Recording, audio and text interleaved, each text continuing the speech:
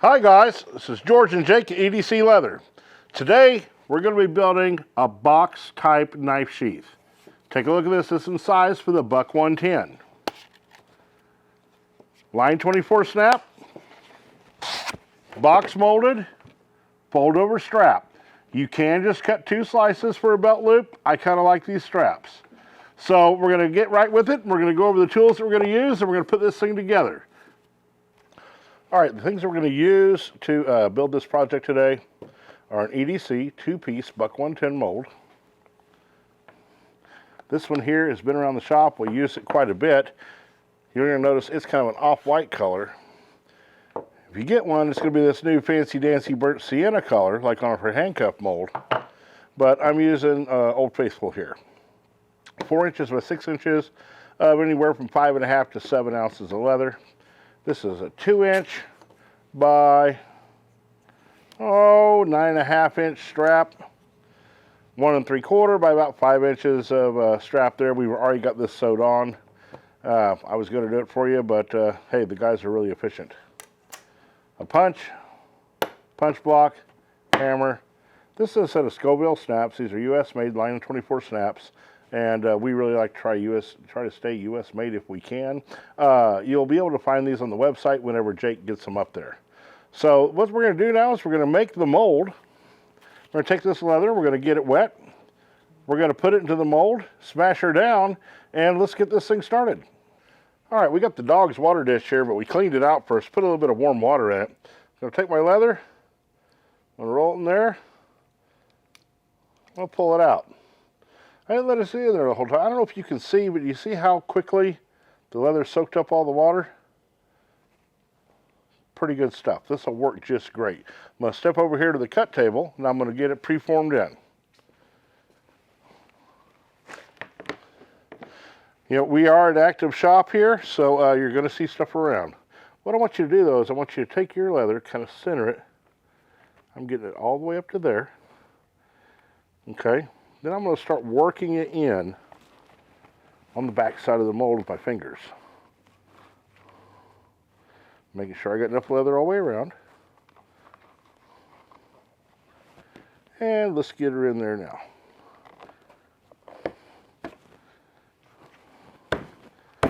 Literally, you can mold it by beating on it with your hands, but that's kind of rough on them. What we want to do is get an impression of the female part of the mold around the leather. So let's come over to the arbor press. This is just a steel block. I think we gave her $2 for it at our machine shop. Put some blue tape on it. Get a good impression. We're going to move this down. We're going to do this all the way down it.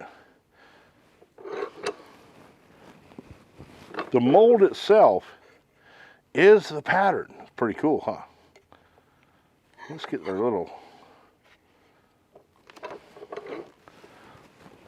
This arbor press is a little 1/2 ton from Harbor Freight, also known as the leather worker's friend. Harbor Freight is.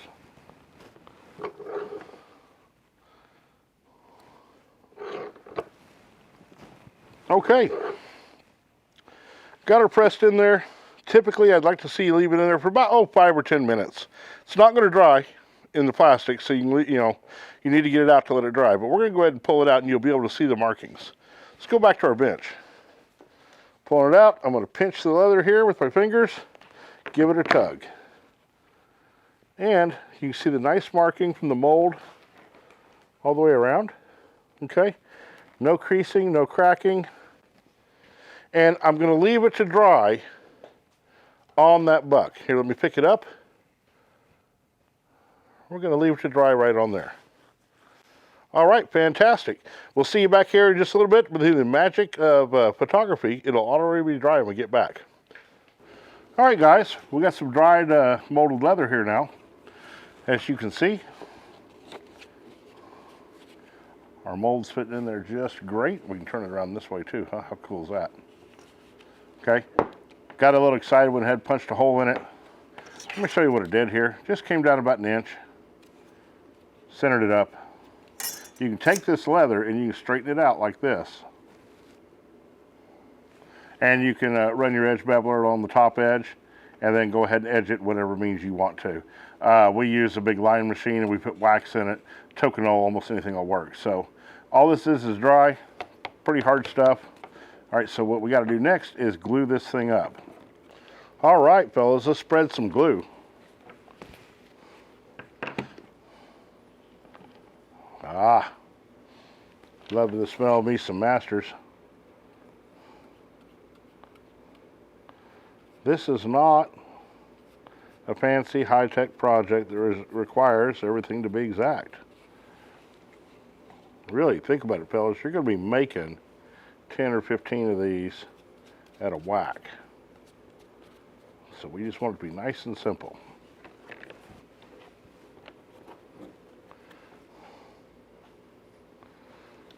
See what I'm doing here? I'm looking to see about how much glue I want to lay down on each side of this.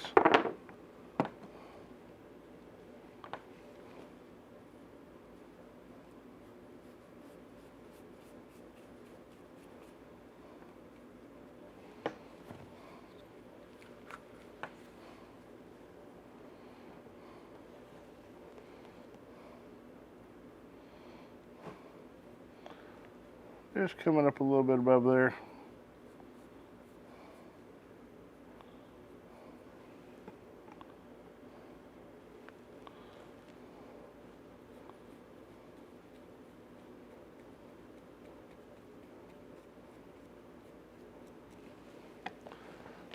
All good. Getting ready to glue her up. We're going to let this here tack up.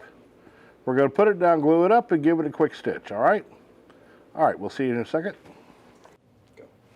All right, glue is set up nicely, which is a good thing since I forgot to put the snap in, but I got to put the male portion of the snap in at this point. So, pretty doggone simple.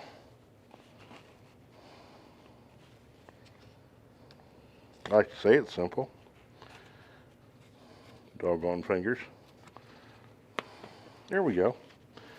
Get that through there. Set it down on there.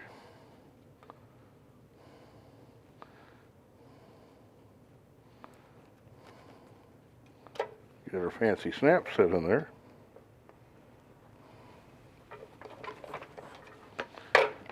And she's set.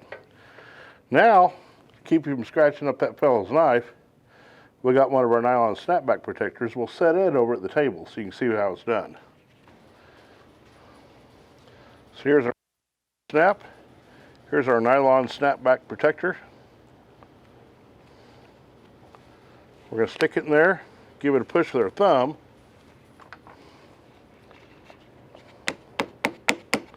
I'll give it a little tap. Gives a nice nylon pad that won't scratch up your customer's product. Pretty cool, huh? All right, guys. This being the top of my opening my knife sheath, so I want my top of my belt to be right about there. I'm going to line this out.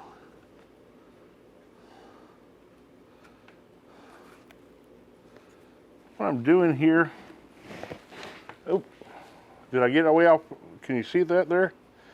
I'm getting it lined up there.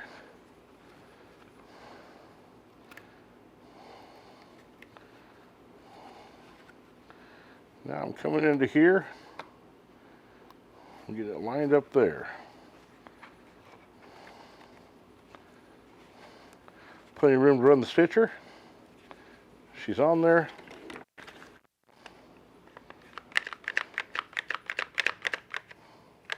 Put a few clamps on it. I know fellas that do a really good job.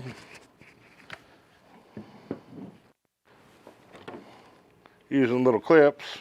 And if I had some here, I'd probably use it.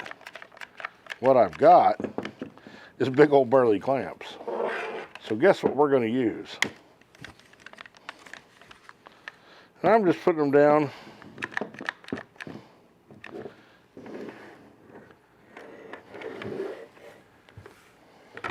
where the leather's wrinkling up a little bit. Let her dry. Let her dry very, very well. If you try to stitch this on a machine before this stuff is really set up, it's going to squirm and move on you and your stitch line is going to run off. So we're going to sit this around, let it dry, dunk it in some dye, and we'll see what we get. Glue is dried. We're stitched up. Let's get a trim on. Guess you can trim about any time, but for me, I want to do it before I dye it.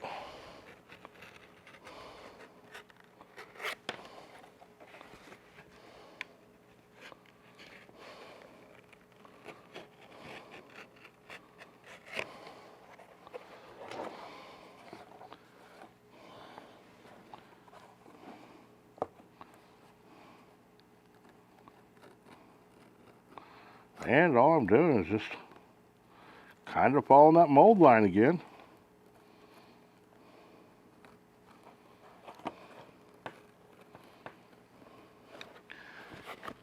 This, once again, is nothing that it has to be super perfect at this point. We're going to trim everything up with a sander.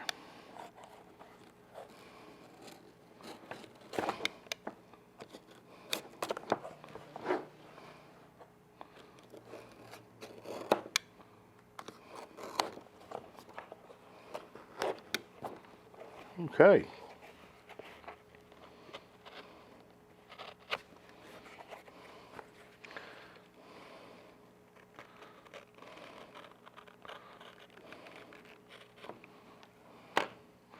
Alrighty, we're trimmed out.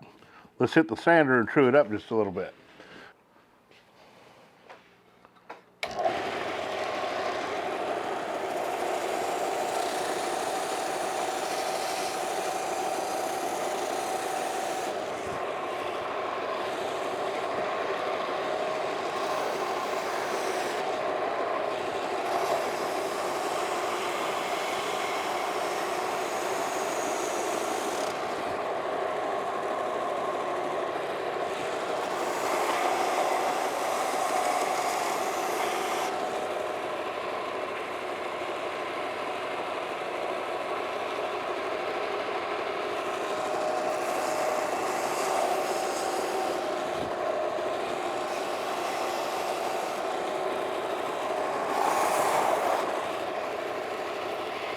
There we go. Let's get some dye on her.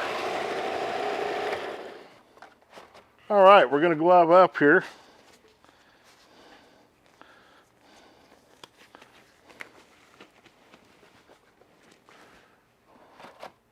These have been a challenge to find recently. We still can't get the real cheap thin ones. That's all they have available is the heavy duties. That's all right. Okay. Had a challenge finding the dye. This is Angelus light brown because it was being used as a light stand over the videoing table. What you see here, just giving her a pour in. We're kind of an Angelus shop here.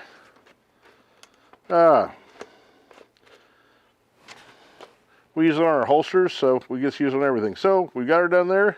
Let's go ahead and get her some dye.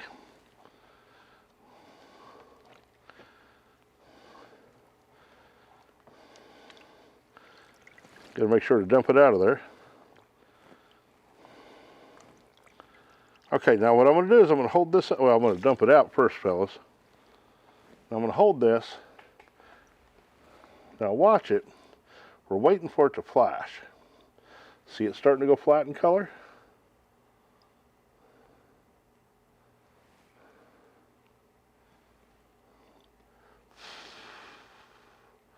There we go. Nice even dye.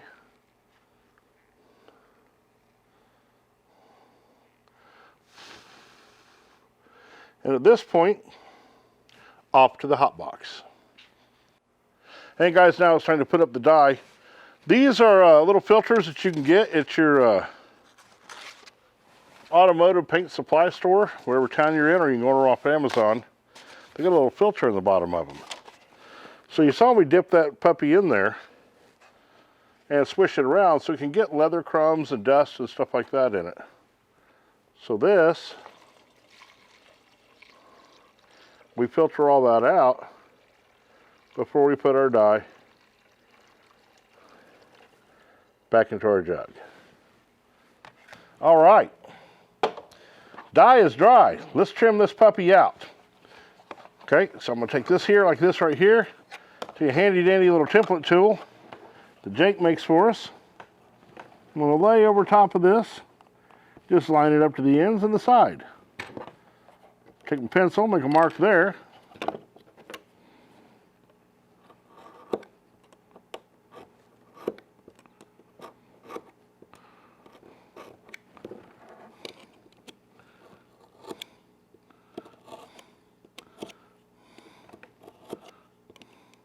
I'm doing this blind, I can't see over there, but trying to keep it visible.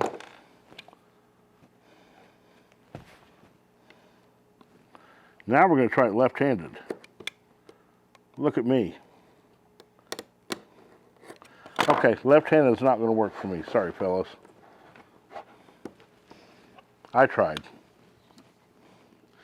Billy Mays, I am not. There's a lot fancier leather video fellas out there. But I got that done, and I got that there. Got a pretty good trim out. Made a mark with my pencil there. This is going to be the female part of my snap. Let's go set that puppy.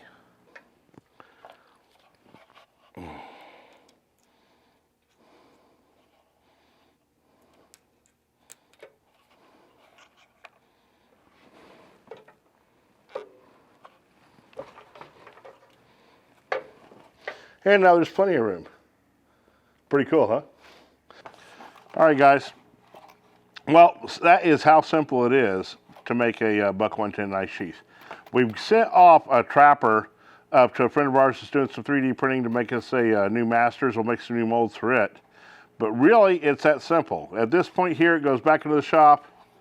The fellows will edge bevel it, finish the edges however they want. We actually dump ours in some acrylic to put a finish on it. You can do whatever kind of finish you want. But that is a pretty cool knife sheath. Here's a strap of belt.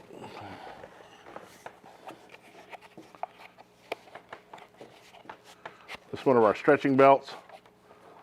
You can see